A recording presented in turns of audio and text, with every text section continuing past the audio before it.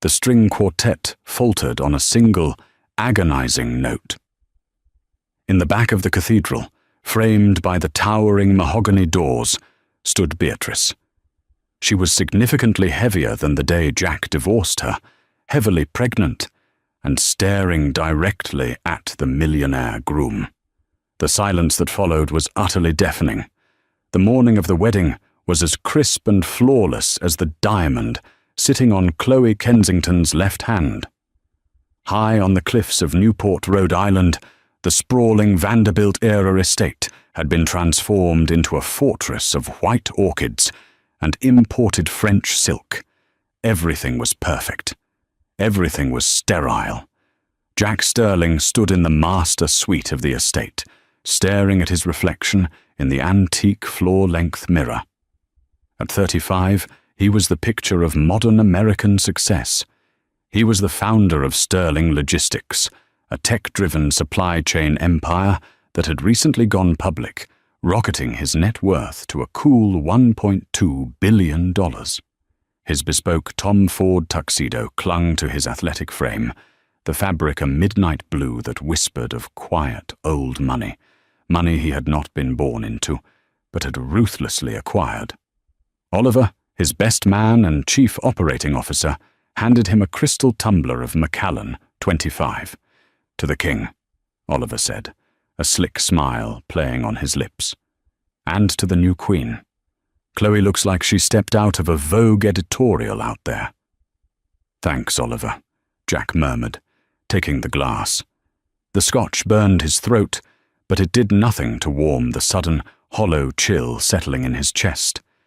He was marrying Chloe Kensington today. Chloe was everything a newly minted billionaire was supposed to have on his arm. She was a venture capitalist's daughter, raised on country club tennis courts and European boarding schools. She was rail-thin, with sharp, aristocratic cheekbones, ash-blonde hair, and a calculating ambition that matched his own. Together, they looked like a power couple engineered in a boardroom. But as Jack looked out the massive bay windows at the manicured lawns where 500 of the country's elite were gathering, his mind ruthlessly dragged him backward. 8 months. It had only been 8 months since the ink dried on his divorce papers. 8 months since he had walked away from the only woman who had loved him when he was nothing. Her name was Beatrice. Bea. When Jack met Bea 12 years ago, he was drowning in student debt and living in a moldy studio apartment in Queens. Bea was a bakery manager, with flour permanently dusted on her apron, a riot of curly brown hair, and a laugh that could shake the dust from the rafters. She had always been a big woman, plump, soft, and unapologetically heavy. While society told her to shrink, Bea took up space with a radiant warmth that had instantly drawn Jack in. In those early years, she was his anchor. When he was coding the initial software for his company on a shattered laptop, it was Bea who paid the rent. It was Bea who brought him massive, comforting bowls of homemade pasta at 3 a.m., wrapping her thick, soft arms around his shoulders, pressing her heavy breasts against his back, and telling him he was going to change the world. He had loved every inch of her. He had worshipped the curves that defied the magazines, finding absolute solace in her warmth. But then, the world changed. Or rather, Jack's world changed. The initial seed funding arrived, then the Series A. Suddenly, Jack was thrust into a world of hyper-competitive tech bros, venture capitalists, and brutal societal expectations. As Sterling Logistics grew into a multi-million-dollar enterprise, Jack found himself attending galas and charity dinners surrounded by a specific type of wealth. The men were sharp, the women were sleek, surgically enhanced, and impossibly thin. At first, Jack held Bea's hand proudly at these events, but the whispers began. He heard the cruel murmurs from investors like Richard Croft and socialites like Cynthia Kensington. Such an odd pairing. She looks like his housekeeper. You'd think with his money he'd upgrade. The toxic seed was planted, and Jack, intoxicated by his rising power and crippled by a deep-seated insecurity, allowed it to grow. He began to look at Bea not as his savior and partner, but as a liability. He suggested diets. He hired personal trainers she didn't want. He started attending high-profile events alone, claiming it was just boring business. Then came Chloe, who fit perfectly into the sleek, heartless aesthetic of his new life. Chloe, who made him feel like he belonged in the Billionaires Club. The end of his marriage to Bea was a brutal, agonizing tearing of flesh. Bea hadn't screamed or thrown plates. When he finally confessed his affair and asked for a divorce, she had simply sat on the edge of their custom king-sized bed, her large hands resting quietly on her lap. Her brown eyes, usually brimming with life, had gone entirely dead. "You got everything you wanted, Jack," she had whispered, her voice cracking. "I just hope you don't freeze to death at the top." She hadn't fought for his money. She took a laughably small settlement, enough to buy a modest house and live comfortably, and vanished. She deleted her social media, changed her number, and completely excised herself from his reality. "Jack?" "Earth to Jack," Oliver's voice snapped him back to the present. 10 minutes. The string quartet is warming up. Senator Davies and the Astor Smythes just took their seats in the front row. It's showtime, buddy. Jack blinked, shaking away the ghost of Beatrice. He set the empty tumbler down on a mahogany side table. "Right. Let's do this." He adjusted his cuffs, pasted on the confident, predatory smile of a CEO, and walked out of the suite, ready to seal the ultimate merger. The great hall of the estate was a masterpiece of opulent intimidation. Sunlight streamed through vaulted stained glass windows, casting colourful, fractured light over the pews. The air was thick with the scent of white lilies, Chloe's favourite, chosen specifically because they lacked the sweet, messy fragrance of garden roses. As Jack took his place at the altar, the low hum of affluent chatter filled the room. He spotted the heavy hitters of his new life: Bradley Wentworth, a media mogul, Harrison Cole, his lead investor, and Chloe's mother, Cynthia, practically vibrating with triumphant pride in the front row. The music shifted. The soft classical prelude transitioned into the commanding, sweeping notes of Pachelbel's canon in D. The congregation rose in a unified wave of rustling silk and tailored wool. Jack looked down the long, white, carpeted aisle, bracing himself for the sight of Chloe in her custom Vera Wang gown. But the heavy oak doors at the back of the hall didn't just open, they were pushed open with a deliberate, echoing thud. The string quartet, caught off guard by the aggressive timing, faltered. A single cello note dragged out, creating a discordant screech that made the front row flinch. Standing in the entryway, silhouetted against the bright afternoon sun, was not the slender, aristocratic bride. It was Beatrice. A collective gasp rippled through the 500 guests, moving like a shock wave from the back pews to the altar. The whispers erupted instantly, cruel and unrestrained. "My God, is that the ex-wife? Security should be called. Look at the size of her. How did she even get past the gate?" Jack's heart slammed against his ribs like a trapped bird. He gripped the altar rail, his knuckles turning stark white. Bea stepped fully into the light, and the murmurs abruptly shifted from malicious mockery to profound, stunned disbelief.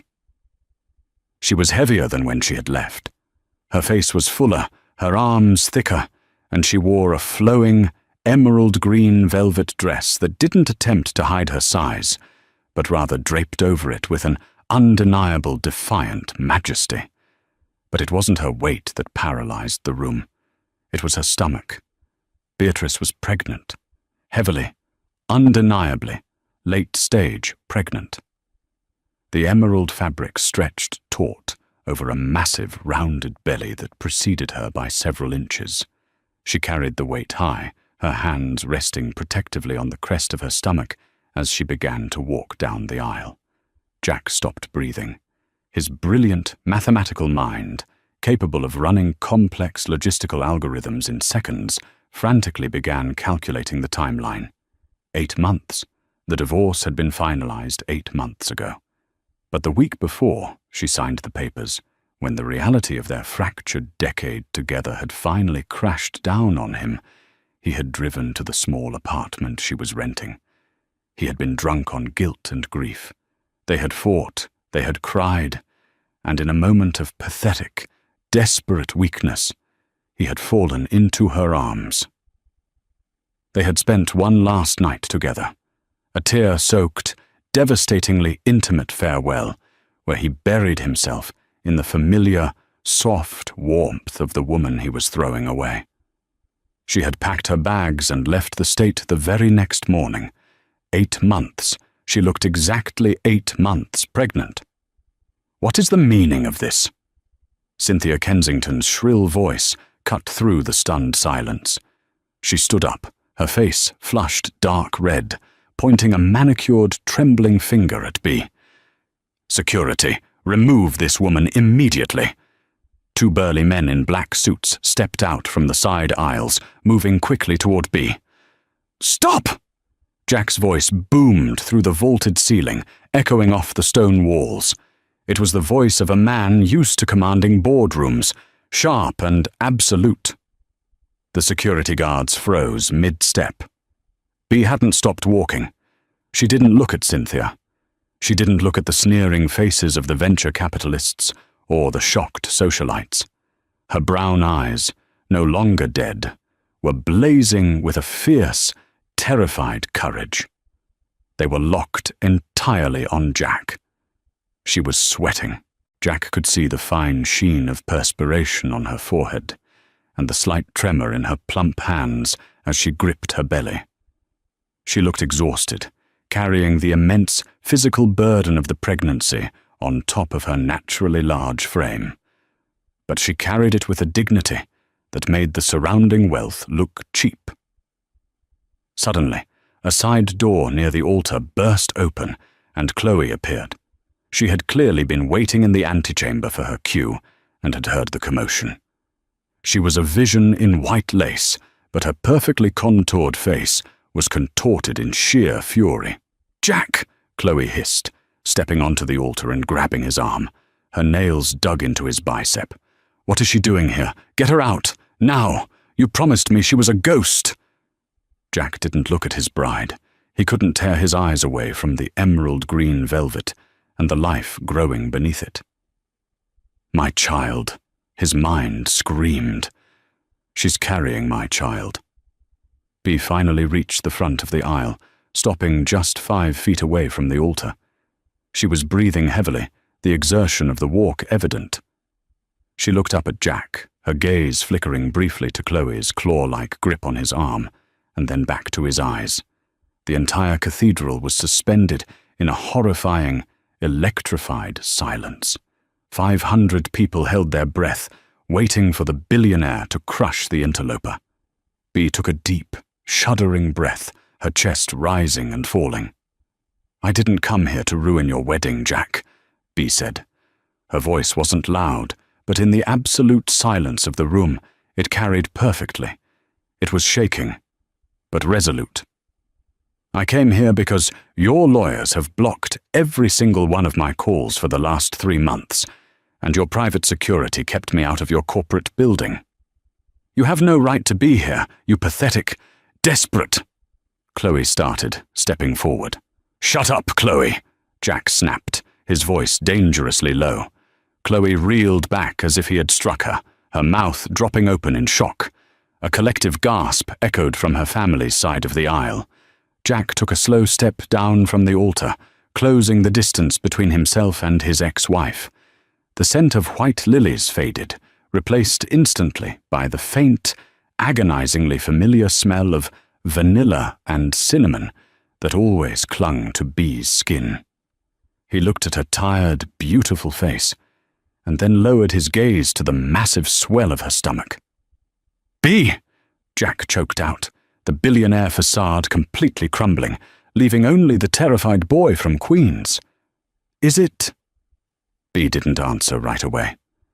She reached into the small clutch purse she was carrying and pulled out a folded piece of thick, medical-grade paper. Her hand trembled as she held it out to him. "I found out 2 months after I left," B said, a tear finally escaping and tracing a line down her full cheek. "I knew you were moving on. I knew you didn't want me anymore. I was prepared to raise him on my own."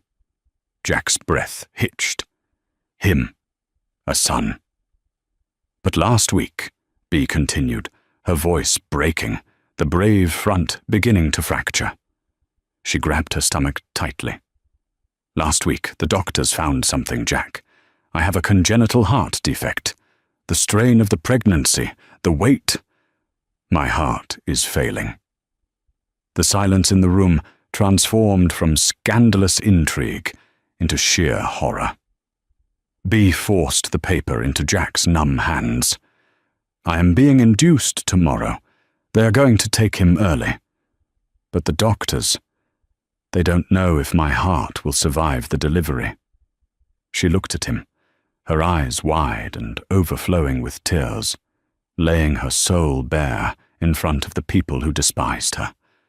"I don't care that you left me. I don't care about your money or your new life," B sobbed, the sound raw and devastating. "But if I die on that table tomorrow, my son will go into the foster system because I have no family left. I came here today, in front of God and all these people, to make you look me in the eye. I need to know, if I don't make it out of that hospital tomorrow, will you claim your son?" Jack stared at the piece of heavy, cream-colored paper in his hands. The letterhead was stark and uncompromising. "Mount Sinai Hospital, Department of High-Risk Obstetrics and Cardiology." Beneath it, in the sharp, clinical handwriting of a Dr. Benjamin Hayes, was the terrifying confirmation of every word Beatrice had just spoken. "Severe peripartum cardiomyopathy, ejection fraction critically low, a high probability of maternal mortality during delivery." His hands began to shake. The paper crinkled loudly in the suffocating silence of the cathedral. "Jack!" Chloe's voice was a whip crack, sharp and frantic. She descended the altar steps, her Vera Wang gown pooling around her like spilled milk. She snatched at the paper, but Jack yanked it out of her reach, his eyes never leaving Beatrice's pale, exhausted face. "It's a forgery!" Cynthia Kensington yelled from the front row, stepping into the aisle. Her face was a mask of aristocratic outrage. "She's extorting you, Jack. This is what these people do. They see $1 billion IPO and suddenly they are carrying the air. Call the police." "I don't want a single dime of his money, Mrs. Kensington," B said, her voice dropping to a weary, heavy rasp. She leaned heavily against the edge of a mahogany pew, the physical toll of standing clearly overwhelming her failing heart. "I already signed the ironclad prenup and the divorce settlement. I waived all rights to his estate. You can check the legal filings. I am here for the life of my son. Nothing else." A murmur rippled through the pews. Harrison Cole, Jack's lead investor, leaned forward, his shrewd eyes narrowing as he calculated the PR nightmare unfolding before him. Oliver, the best man, stepped up behind Jack, placing a firm, warning hand on his shoulder. "Jack," Oliver muttered, his voice a low, corporate hum. "Think about the stock price. Think about the board. We can handle this quietly. Get her in a car, put her up in a private clinic, and we proceed with the ceremony. Do not blow up your life for a ghost." Jack looked at Oliver. He looked at the perfectly tailored suit, the slicked-back hair, the ruthless pragmatism that he had once admired. Then he looked at Chloe, whose beautiful, angular face was twisted in an ugly sneer of pure disgust as she glared at B's heavy frame. "Look at the size of her," someone had whispered earlier. An odd pairing. Suddenly, the golden cage Jack had built for himself dissolved, leaving behind a profound, nauseating clarity. He looked at the 500 faces staring at him, the venture capitalists, the socialites, the people who only knew how to measure human worth in profit margins and dress sizes. None of them cared that a woman was dying. They only cared that she was interrupting the show. Then he looked back at Beatrice. Despite her weight, despite the swelling in her ankles and the dark, terrifying circles under her eyes, she possessed a massive, undeniable gravity. She was real. The love she had given him in that mouldy queen's apartment was the only authentic thing he had ever experienced, and he had discarded it because he was too weak to stand up to the whispers of strangers. "My son," Jack whispered, the words tasting like ash and honey on his tongue. "Jack, if you walk down there, we are done," Chloe hissed, her voice trembling with a terrifying, absolute rage. "I will humiliate you. My father will pull his firm's backing. You will be a laughing stock. Choose right now." Jack didn't even blink. He reached up, his fingers gripping the lapel of his bespoke midnight blue tuxedo. With a sharp, violent tug, he ripped the white orchid boutonniere from his jacket and let it fall to the marble floor. "The wedding is cancelled," Jack announced. His voice was no longer a shout, but a low, vibrating baritone that carried absolute authority. Pandemonium erupted. Cynthia Kensington shrieked. Chloe let out a sound of pure, feral fury, throwing her bouquet against the stone pillars. The string quartet began rapidly packing their instruments, and the 500 guests broke into a chaotic chorus of shouts, gasps, and frantic phone calls. Jack ignored all of it. He stepped forward and gently took Bee's thick, trembling arm. She flinched, instinctively pulling back, the trauma of his past rejection flashing in her eyes. "I've got you," Jack said, his voice cracking. He slid his arm around her waist, supporting her heavy frame against his own. "I'm so sorry, Bee. I'm so damn sorry. Let's get you to the hospital." "Jack, the board will hear about this," Oliver shouted over the chaos, panic finally breaking through his slick facade. "You are abandoning the merger." Jack paused, turning his head slightly to look back at the altar, at the shattered remains of his billionaire fantasy. "Tell the board they can have the company, Oliver. I'm going to be a father." With the entire cathedral watching in stunned, horrified fascination, the millionaire guided his pregnant, heavy ex-wife back down the white-carpeted aisle, walking out of his own wedding and into the terrifying unknown. The neon lights of Mount Sinai Hospital flickered with a sterile, unforgiving hum. It was 3 a.m. Less than 12 hours had passed since Jack had walked out of the cathedral, but the world of Newport Estates and Vera Wang gowns felt like a delusion from a previous lifetime. Bee was in the surgical theatre. Dr. Benjamin Hayes, a grim-faced man with tired eyes, had taken one look at her vitals and immediately prepped her for an emergency C-section. The strain on her enlarged heart had become critical. Waiting until morning was no longer an option. Jack sat alone in the bleak waiting room. His tuxedo jacket was gone, his tie discarded, and the crisp white shirt was wrinkled and stained with the coffee he couldn't keep his hands from spilling. His phone had been buzzing relentlessly for hours. Texts from Chloe, furious emails from his PR team, and frantic calls from Oliver detailing a sudden drop in Sterling Logistics after-hours trading. Jack had finally taken the phone and dropped it into a biohazard bin down the hall. He was paralyzed by a terror he had never known. He was a man who controlled supply chains across continents, who could predict market fluctuations with terrifying accuracy. But here, he had absolutely no power. He could not buy Bee a new heart. He could not bribe death to look the other way. I don't care that you left me. I don't care about your money. But if I die on that table tomorrow—" Her words echoed in his skull, torturing him. He buried his face in his hands, dry sobs tearing at his throat. He prayed to a God he hadn't spoken to since he was a broke kid in Queens. He bartered his empire, his billions, his reputation, offering it all up in exchange for the heavy, beautiful woman he had so cruelly cast aside. Suddenly, the heavy double doors of the surgical wing slammed open. A nurse sprinted down the hall, shouting into a radio, "We have a code blue in OR4. Get the crash cart. She's in V-fib." Jack's blood turned to ice. OR4. That was B's room. He shot to his feet, rushing toward the doors, but a security guard held him back. Through the small, reinforced window of the swinging doors, Jack caught a horrifying glimpse of the chaos.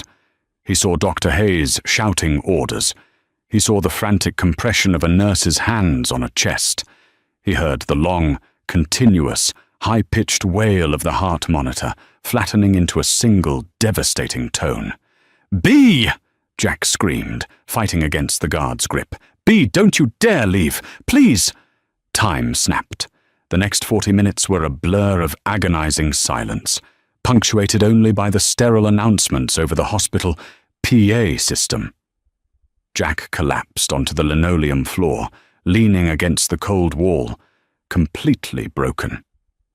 He had lost her. He had realized his mistake too late, and the universe had exacted its brutal, unforgiving price. Then the doors opened slowly.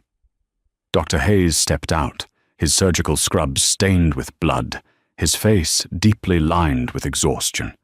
He pulled his mask down, looking at the billionaire sitting on the floor. "Mr. Sterling?" Jack scrambled to his feet, his heart in his throat. He couldn't speak. "She crashed," Dr. Hayes said, his voice flat and clinical, but carrying a tremor of relief. "Her heart couldn't take the fluid shift after the delivery. We had to shock her 3 times. The doctor paused, wiping a hand across his forehead. "But she is incredibly strong, Mr. Sterling. She fought her way back. She is stabilized in the ICU. It's going to be a very long, very difficult recovery, and she will need extensive cardiac care." Jack let out a ragged breath, leaning heavily against the wall as tears freely streamed down his face. "And the baby?" A rare, soft smile touched Dr. Hayes's face. 7 pounds, 4 ounces, lungs like a jet engine. Your son is perfectly healthy. The nurses are cleaning him up now. 2 hours later, Jack was permitted into the ICU. The room was dark, filled with the rhythmic whoosh of a ventilator and the steady, glorious beeping of a heart monitor. B lay in the center of the bed, looking impossibly pale, surrounded by a labyrinth of wires and tubes. Beside her, in a small, clear, plastic bassinet, lay a tightly swaddled bundle. Jack walked to the bassinet first. He looked down at the tiny, red-faced infant, sleeping peacefully despite the chaos of his entry into the world. The baby had a shock of dark hair, just like Jack's, but his soft, round cheeks were entirely Beatrice. Jack reached out a trembling finger, and the baby instinctively curled a microscopic hand around it. "Hello, Leo," Jack whispered, a name he and Bea had chosen years ago when they used to dream in their Queen's apartment. A soft rustling sound drew his attention. Bea's eyes were fluttering open. She looked confused, drugged, and in immense pain. When her blurry vision finally focused on Jack, she let out a small, weak breath. "Jack," she whispered through the oxygen mask. "The baby. He's right here, Bea," Jack said, falling to his knees beside her bed. He took her large, bruised hand in both of his, pressing it against his forehead. "He's perfect. You did it. You saved him." Bea let her head fall back against the pillow, a tear sliding into her hair. "I didn't die." "No, you didn't," Jack cried, kissing her knuckles. And I thank God you didn't. Bea, I am so sorry. For all of it. For the cruelty, for the cowardice, for letting my ego destroy the only real thing in my life. I know I don't deserve you. I know I have no right to ask anything of you. Bea looked at him, her brown eyes slowly clearing, the fierce, unyielding strength returning to them despite her shattered body. You're right, Jack, she rasped softly. You don't deserve me. You left me when I wasn't shiny enough for your new world.